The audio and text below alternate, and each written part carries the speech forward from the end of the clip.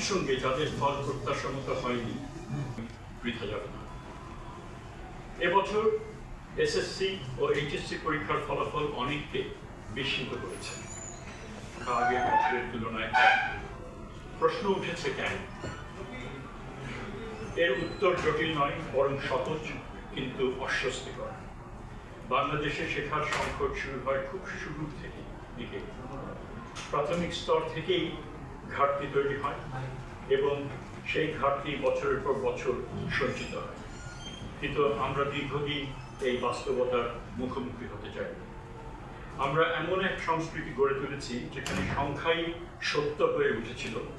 পাশের হারে সাফল্যের প্রতি জিপিএ 5 এর সংখ্যা ছিল তৃপ্তির মানদণ্ড।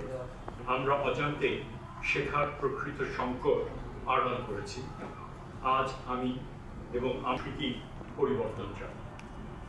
একজন দায়িত্বশীল উপদেষ্টা হিসেবে আমি চাই শিক্ষার মূল্যায়ন করে সেটি হোক আমাদের সাফল্যের মানদণ্ড।